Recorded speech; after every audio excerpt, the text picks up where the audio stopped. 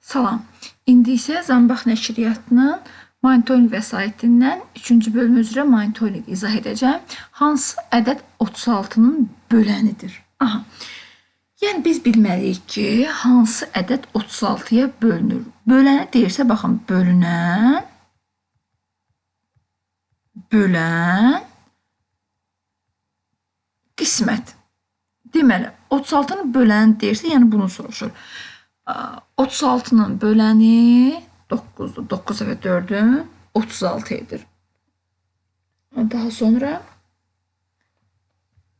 n bərabər 3 olarsa 4321-in hasilini tapın. Asandır.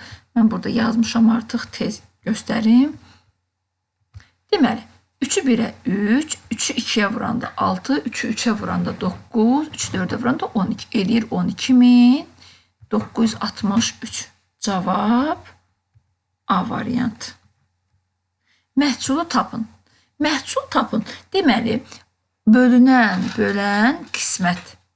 Məhsul bölünəni tapmaq üçün qisməti bölənə vururuq. Yəni 345-i vururuq 8-ə.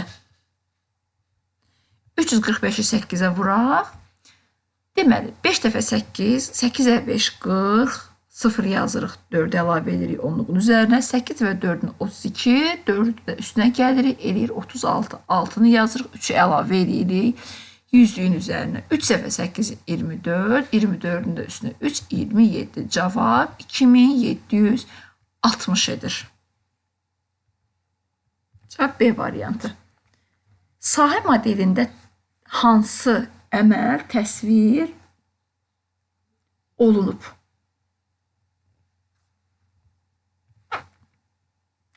Deməli, baxıram ki, 70.000-i 7-yə bölüb 10.000 alıblar. 4.907-yə bölüb 700 alıblar. 70-i 7-yə bölüb 10 alıblar. Deməli, bizim ədədimiz neçəymiş? 70.000 üstünə 4.900 gəlirik, eləyir 74.900. 74.900-ün da üzərinə 70 gəlirik, eləyir 74.970. Cavab D variantı. Hasili tapın, bu da asandır. Altda 5-in 30, 0 yazırıq. 3-ü əlavə edirik. Onluqların üzərinə 6 dəfə 8, 48. 48-in üstünə 3 gələndə eləyir 51. 1 yazırıq, 5-i əlavə edirik 100-lüyün üzərinə.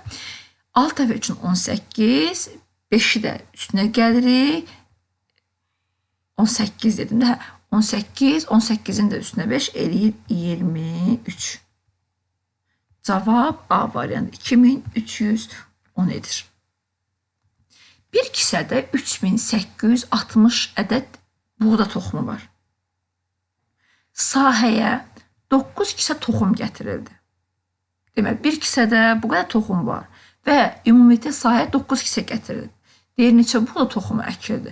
3860-ı, yəni bir kisədə olan toxumları sayına vururuq neçəyə? 9-a. 9 kisəyə. Görün, mən burada hazır vurmuşamsa. Bəli. 9-u 0-a vuranda 0. 9 dəfə 6-ın 54. 4 yazırıq. 5 əlavə edirik onluqların üzərinə.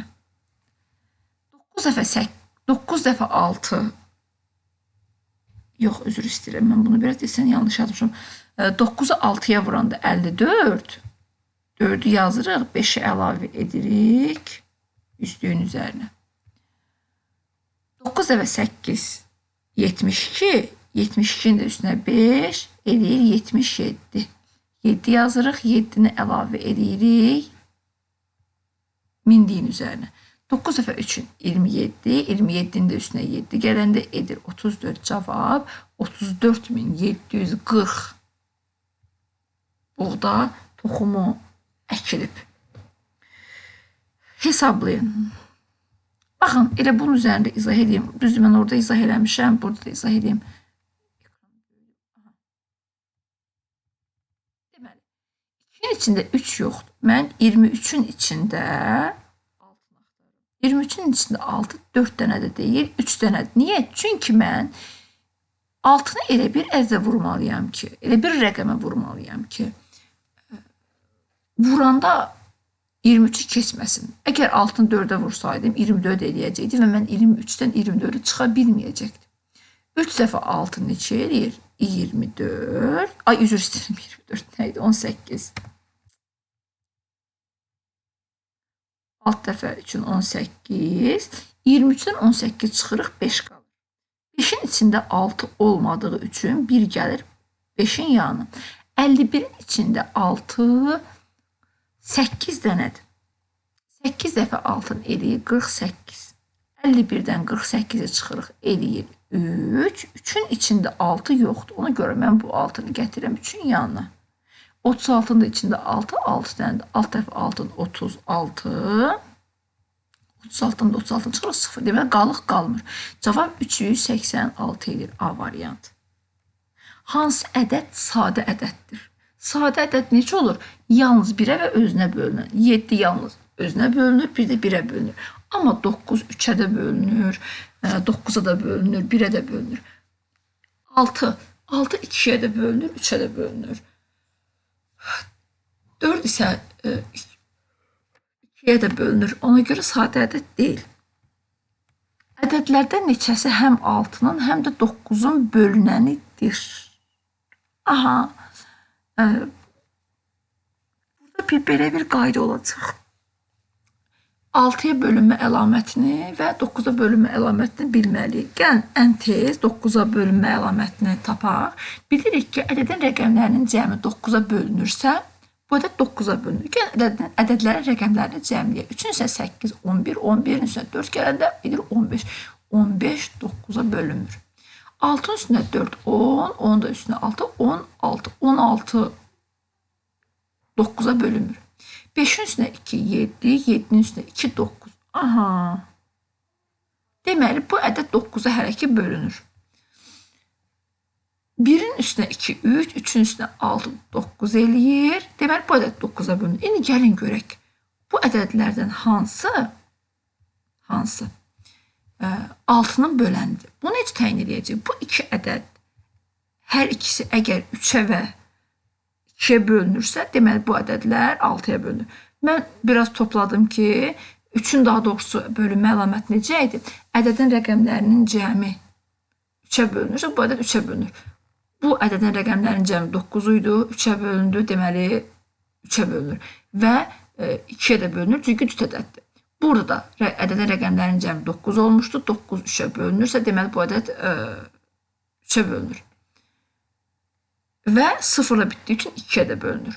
Deməli, cavab B variantı.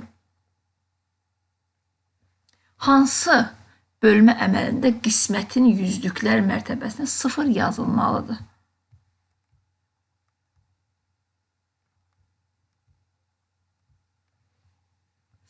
Dokuzun içində 8. Baxın uşaqlar, mən artıq burada bölmüşəm və 0 olmayıb cavabda.